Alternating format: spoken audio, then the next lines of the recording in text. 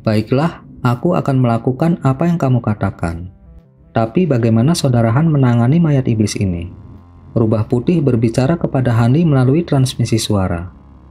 Hani melihat ke arah mayat iblis berambut hijau dan dengan santai berkata, "Pertama, aku akan melihat apakah kumbang pemakan emas dapat menghancurkannya atau tidak. Jika itu tidak mungkin, maka nggak ada yang bisa dilakukan. Kita biarkan saja. Selain itu, terlepas dari hasilnya, aku akan mengambil kotak giok yang memiliki jiwa utamanya. Itu nggak akan dapat menyebabkan masalah besar di kemudian hari." Hani kemudian menampar pinggangnya dan meluncurkan kantong binatang roh ke udara, melepaskan kumbang pemakan emas yang tak terhitung jumlahnya untuk mengelilingi mayat iblis. Suara menggerogoti kumbang menyebar ke seluruh ruangan, tetapi segera Hani melihat sebagian dari kumbang pemakan emas tiba-tiba jatuh ke punggung mereka dan mati. Cangkang 3 warna mereka berubah menjadi hijau tua dalam sekejap. Racun yang menakutkan, Hani bergumam dengan cemberut samar. Setelah beberapa saat ragu-ragu, dia menyuruh kumbang terbang kembali ke kantong binatang rohnya. Rubah putih merenung untuk waktu yang lama dan berkata, "Racun busuk. Racun busuk mayat iblis mungkin bukan salah satu dari 10 racun paling mematikan di negeri ini. Tapi itu bukan sesuatu yang bisa ditanggung oleh kumbang pemakan emasmu yang belum sepenuhnya dewasa." Hani mendengus dan mengerutkan kening saat dia dengan dingin melirik mayat iblis.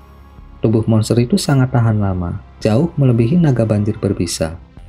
Dia memperhitungkan, jika dia menghancurkan mayat iblis, itu akan menyebabkan sebagian besar kumbang pemakan emasnya yang tercemar hitam binasa.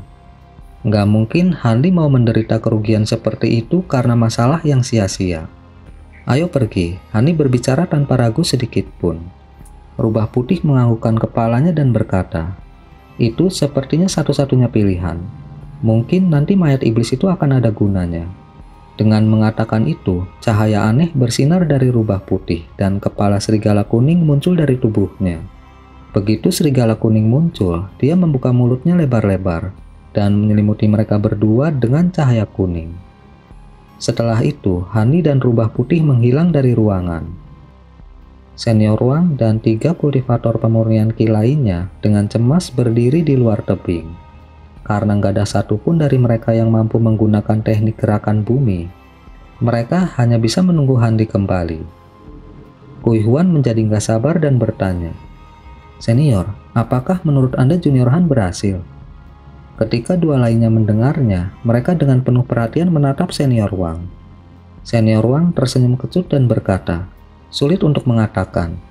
Dengan kultivasi lapisan ke-10 Junior Han, seharusnya nggak mudah baginya untuk mengejar rubah iblis. Namun Junior Han memang memiliki alat sihir yang mengesankan. Mungkin dia bisa memberi kita kejutan yang menyenangkan, tapi hasilnya nggak akan mengejutkan." Ketika 3 lainnya mendengar itu, mereka nggak bisa menahan diri untuk nggak saling memandang dengan cemas. Pemuda pendek dan kekar menghela nafas dan menjabat tangannya yang terluka. Ketika dia berpikir untuk mengatakan sesuatu lebih jauh, cahaya kuning tiba-tiba melintas dari tebing untuk mengungkapkan Hani dengan rubah kecil di genggamannya. "Junior Han, kamu benar-benar berhasil menangkap rubah." Keempat kultivator mulai berbicara dengan ekspresi kegembiraan. Hani terkekeh dan berkata, "Itu tidak mudah. Rubah ini cukup licik dan berputar-putar beberapa kali di dalam gunung. Seandainya dia nggak kehabisan kekuatan spiritualnya, saya khawatir saya nggak akan bisa menangkapnya begitu cepat." Dia kemudian melemparkan rubah putih ke arah Kui Huan. Kui Huan tertegun sejenak sebelum dengan bersemangat menangkapnya. Pemuda pendek dan kekar buru-buru memperingatkan, "Junior Kui, hati-hati, jangan biarkan dia kabur." Kui Huan mengangkat rubah putih dan menjawab, "Jangan khawatir, saya akan sangat berhati-hati." Setelah itu, dia menampar kantong penyimpanannya dan mengeluarkan tas hijau tua sebelum dengan cepat memasukkan rubah kecil ke dalamnya. Kui Huan dengan cepat mengikat kantong itu dan dengan bangga berkata, "Hehe, bagaimana kamu bisa lolos dari kantong ini, rubah kecil?" Hani melihat kantong itu, tetapi setelah melihat bahwa itu hanya alat roh tingkat rendah, dia nggak memperdulikannya lagi. Senior Wang nggak memperhatikan rubah kecil di dalam kantong. Dia malah menatap Hani dan dengan ramah berkata, "Kami hanya bisa menangkap rubah iblis itu dengan sangat berterima kasih kepada Junior Han." Karena kami bukan jenis yang gak bermoral, kami akan memberikan sepertiga kepada Junior Han dari apapun yang akan dibawa rubah kepada kami. Adapun sisanya, kami akan membaginya secara merata di antara kami berempat. Bagaimana kedengarannya?" Hani tersenyum sebagai tanggapan. Dari tampilan terampil senior Wang, tampaknya dia benar-benar ingin membentuk hubungan dengan Han Li. Akibatnya, Hani menganggukkan kepalanya dan setuju tanpa keberatan. "Karena saudara Wang telah mengambil keputusan, saya nggak punya keluhan."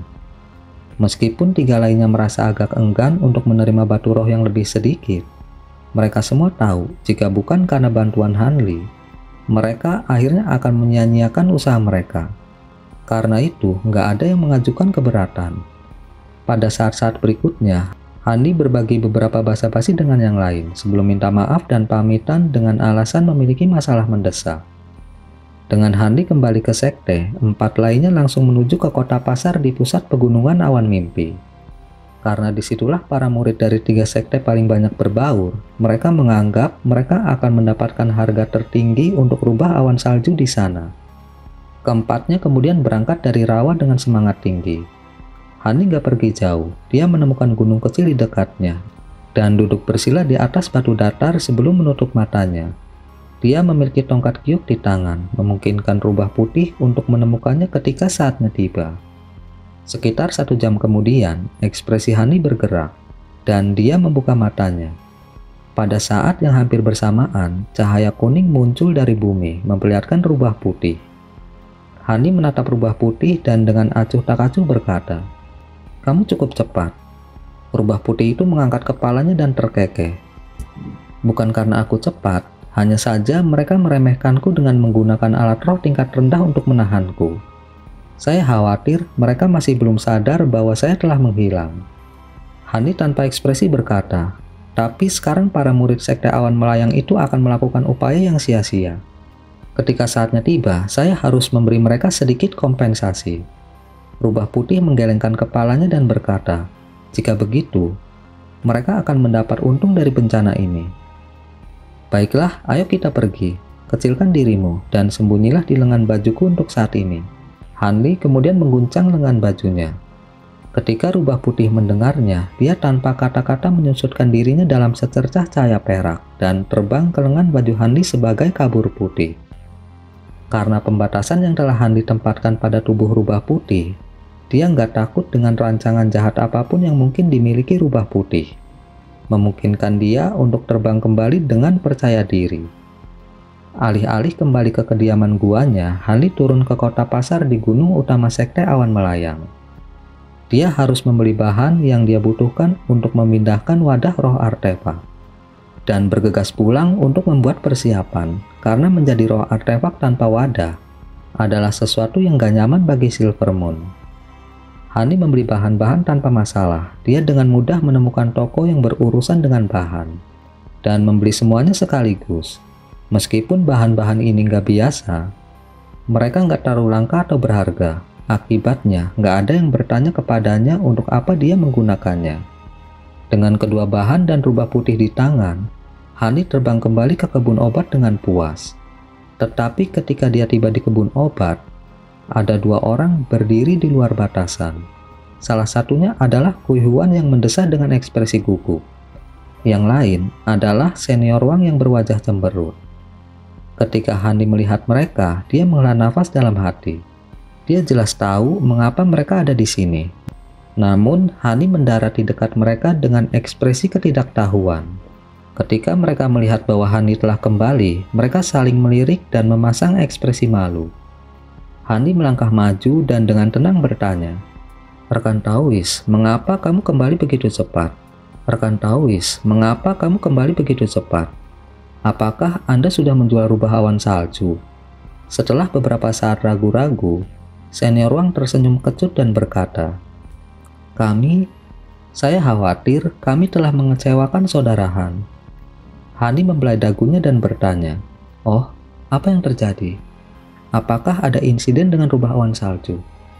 Kui Huan membuka matanya lebar-lebar dan dengan bingung bertanya, "Junior Han, bagaimana kamu tahu?" Hani tersenyum tipis ketika mendengar Kui Huan dan dengan tenang berkata, Satu-satunya hal yang kita miliki bersama adalah kepentingan bisnis di Rubah Iblis. Apalagi yang akan membawamu ke sini.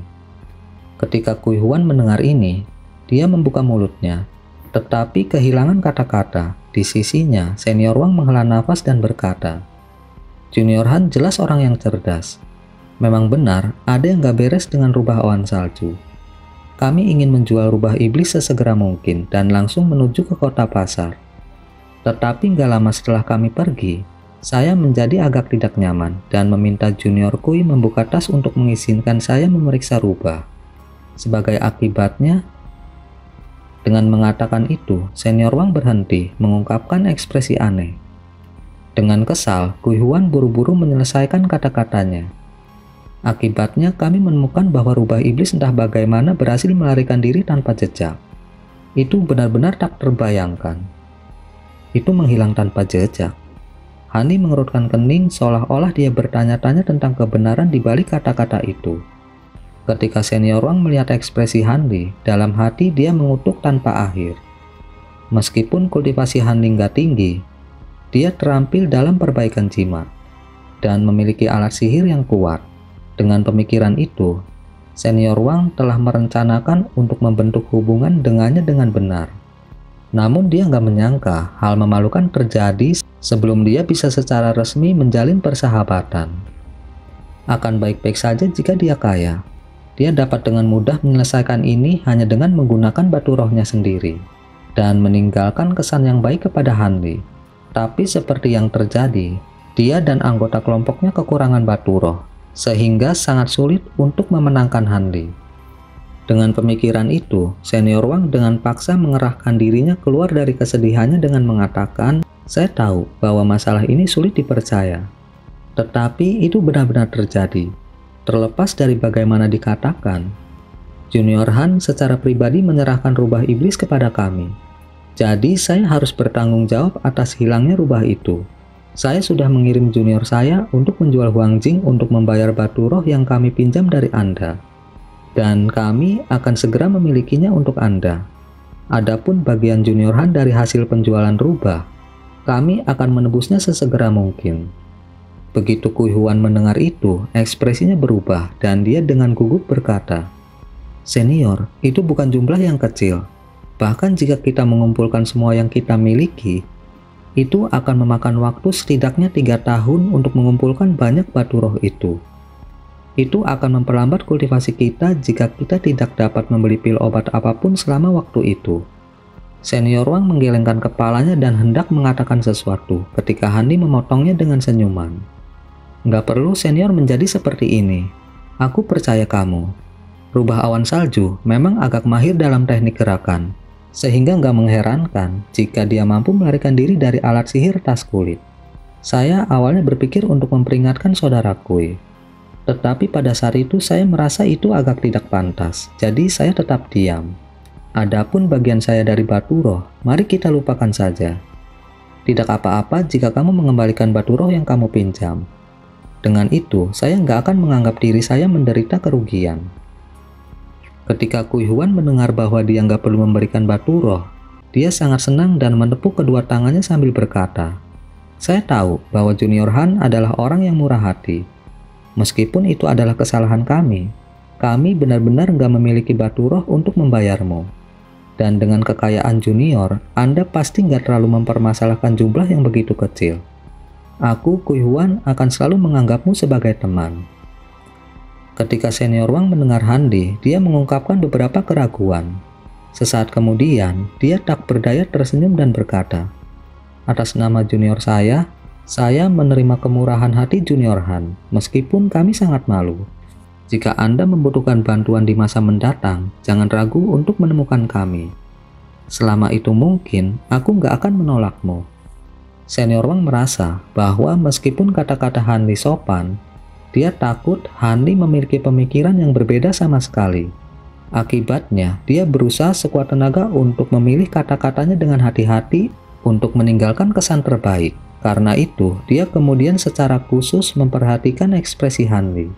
Namun, Senior Wang dalam hati mengerutkan kening, karena dia nggak bisa melihat emosi Hanli. Ketiganya mengobrol di luar taman, tetapi segera dua kultivator pemurnian ki lainnya di kelompok mereka tiba dengan batu roh yang mereka peroleh dari menjual kembali Huang Jing. Hani menerima kantong batu roh dan dengan santai menyapu indera spiritualnya melaluinya, sebelum dengan tenang menyimpannya. Setelah melihat Hani menerima batu roh, senior Wang tiba-tiba teringat sesuatu dan bertanya, "Ah, itu benar. Alat sihir junior Han agak mengesankan. Apakah Anda akan mengambil bagian dalam majelis percobaan pedang akhir tahun ini?" Hani nggak bisa menahan diri untuk nggak menjawab dengan ekspresi aneh. Majelis percobaan pedang? Apa? Apakah junior Han nggak mengetahuinya? Nggak hanya senior Wang yang terkejut, tetapi tiga lainnya tampaknya juga merasa ini sulit dipercaya. Hani dalam hati bergumam pada dirinya sendiri dan dengan tenang menjawab, "Apakah aneh aku nggak mengetahuinya?" Hui Huan mengerjap dan tiba-tiba teringat sesuatu. Tentu saja. Oh, itu benar. Ini adalah tahun pertama junior Han di sekte, dan Anda tinggal di kebun obat selama ini. Masuk akal jika Anda nggak tahu tentang majelis percobaan pedang. Ketika yang lain mendengar ini, mereka saling melirik dan menganggukkan kepala, menerima ini sebagai kebenaran. Senior Wang memasang ekspresi aneh dan berkata, "Kami sangat terkejut ketika kami mendengar bahwa junior nggak tahu tentang majelis percobaan pedang. Bagaimanapun, ini akan segera dimulai dan semua murid dalam sekte membicarakannya, bahkan murid urusan luar. Mereka yang ingin membuktikan keberanian mereka menunggu dengan penuh harap." Pemuda pendek dan kekar melirik ke arah senior Wang dengan kekaguman dan berkata, "Dengan mengatakan itu, satu-satunya di grup kami yang berpartisipasi dalam kontes kekuatan adalah senior Wang. Namun sangat disayangkan, sementara senior mungkin menang melawan murid urusan luar, dia pada akhirnya akan dikalahkan ketika menghadapi murid sekte dalam. Tetapi bahkan dengan ini, senior masih menerima alat sihir kelas menengah sebagai hadiah." Ketika Hani mendengar ini, dia memasang ekspresi penasaran dan berkata, "Oh, jadi ini adalah kontes superioritas dalam sekte. Tampaknya itu sangat tidak biasa. Bisakah senior semua menjelaskan beberapa detail yang lebih baik?" Senior Wang melirik Hani dan perlahan berkata, "Tentu saja. Majelis percobaan pedang sebenarnya untuk memamerkan murid yang baru bergabung. Terlepas dari identitas seseorang, selama mereka adalah murid yang baru diterima yang belum berusia di atas 30 tahun, seseorang dapat berpartisipasi. Adapun Anda junior Han, Anda tampaknya masih berusia pertengahan 20-an, dan Anda baru saja memasuki sekte. Anda kebetulan memenuhi persyaratan." Hani mengusap dagunya dan pelan berkata, "Begitukah? Sepertinya nggak banyak murid yang bisa mengikuti kontes ini." Kata-kata junior agak benar. Tetapi majelis percobaan pedang sebenarnya banyak berhubungan dengan pohon suci yang diawasi oleh 3 sekte. Pohon suci? Ketika Hani mendengar ini, dia tercengang dan menyadari bahwa mereka sedang membicarakan tentang pohon sumuroh Gunung Awan Mimpi. Ekspresi awalnya yang ceroboh dengan cepat diganti dengan ekspresi serius. Hani dengan serius bertanya, "Apa hubungan majelis percobaan pedang dengan pohon suci?" Majelis percobaan pedang berlangsung beberapa hari sebelum pohon suci mulai menumpahkan anggur nektar. 3 sekte menggunakan kompetisi ini untuk memutuskan siapa yang menerima setengah dari anggur nektar yang ditumpahkan, meninggalkan setengah sisanya untuk dibagi antara 2 sekte lainnya. Akibatnya, meskipun pertemuan ini hanya dapat diikuti oleh murid-murid baru yang masih muda, pertemuan ini dipandang sangat penting di antara ketiga sekte. Jika seseorang mencapai jasa besar dalam majelis percobaan pedang, dia akan menarik perhatian para tetua sekte dan memperoleh manfaat yang tak terhitung jumlahnya. Senior Wang menghela nafas dan berhenti sejenak sebelum melanjutkan dengan sungguh-sungguh. Tentu saja selain manfaat itu, seseorang juga sangat dihargai. Pada akhirnya, tujuan mengikuti majelis percobaan pedang itu adalah untuk dapat menekan murid lain. Nggak hanya banyak murid yang dihadiahi dengan alat sihir kelas atas di masa lalu. Ada juga beberapa murid yang dihadiahi dengan pil tempering roh. Meskipun pil obat ini nggak terlalu berguna untuk murid kelas rendah, ada banyak ahli formasi inti yang lebih dari bersedia untuk menukarnya dengan setidaknya 4 alat sihir kelas atas. Namun, majelis ini hampir selalu didominasi oleh sekte pedang kuno, meninggalkan sekte kami dan sekte 100 kemungkinan untuk mengambil tempat kedua dan ketiga. Namun, ini gak mengejutkan, karena mereka memiliki alat dan teknik sihir yang tajam. Kata-kata terakhir Senior Wang tampaknya penuh dengan kekaguman dan keluhan. Hani mengerutkan kening dan bertanya, "Dengan murid kelas rendah, maksudmu murid pemurnian Ki dan pembangunan fondasi akan berpartisipasi?" Senior Wang mengangguk. Itu benar, majelis percobaan pedang nggak membedakan antara kultivator pemurnian Ki dan pembangunan fondasi. Mereka semua disatukan dalam kompetisi. Hani berkata dengan nada ragu, "Kalau begitu, bukankah itu nggak adil bagi para kultivator pemurnian Ki?" Senior Wang sedikit tersenyum dan berbicara dengan nada yang dalam. Majelis percobaan pedang pada awalnya dimaksudkan untuk membandingkan kultivasi pembangunan fondasi antara sekte. Kultivator pemurnian Ki hanya sekunder. Namun, untuk mendorong antusiasme di antara murid kelas rendah, mereka nggak membatasi murid urusan luar untuk berpartisipasi. Meskipun kultivator pemurnian Ki nggak pernah mampu merebut tempat pertama, ada kultivator pemurnian Ki yang mampu mengalahkan kultivator pembangunan fondasi dan memaksa masuk ke 10 besar. Kultivator pemurnian Ki memaksa masuk ke 10 besar. Mungkinkah alat sihir mereka sangat kuat? Kui Huan menggelengkan kepalanya dan berkata, "Hehe, junior benar-benar pintar. Anda sudah tahu inti masalahnya tanpa diberitahu. Para senior formasi inti dari sekte, semuanya memiliki keturunan mereka sendiri dan kadang-kadang memberi mereka beberapa alat sihir yang sangat kuat, sehingga mereka dapat memperoleh peringkat tinggi. Dengan demikian, gak mengherankan bahwa para murid pemurnian Ki ini akan mampu mengatasi seorang kultivator pembangunan fondasi dengan alat sihir yang berat." Dengan mengatakan itu, keraguan di wajah Hani semakin dalam. Setelah beberapa saat berpikir, dia berkata, "Dari apa yang kamu katakan, seharusnya ada lebih banyak hadiah untuk peringkat teratas. Gak mungkin upaya sebanyak ini dimasukkan ke dalam kontes hanya untuk alat sihir." Senior Wang perlahan berkata, "Bahkan jika junior gak menyebutkannya, saya akan tetap mengatakannya. Faktanya, hadiah paling menarik dari majelis percobaan pedang adalah kesempatan untuk membersihkan mata seseorang dalam air roh jika seseorang masuk ke 10 besar. Dikatakan bahwa tetesan pertama yang ditumpahkan setiap kali dari pohon suci sangat berharga dan dapat dibuat menjadi air penglihatan terang yang legendaris. Meskipun kultivasi seseorang gak akan meningkat dari penggunaan air, itu akan memberikan kemampuan luar biasa untuk melihat menembus kabut dan batu. Inilah alasan mengapa ada begitu banyak orang yang berusaha sekuat tenaga untuk masuk 10 besar. Jika hanya ada beberapa alat sihir kelas atas sebagai hadiah, akan ada sedikit daya tarik bagi para murid dari tetua sekte dari klan besar. Lagi pula, pil tempering roh adalah hadiah yang berharga." Hani mengangkat alisnya dan bergumam, "Air penglihatan terang." Nama air roh ini adalah sesuatu yang Hani lihat di banyak catatan.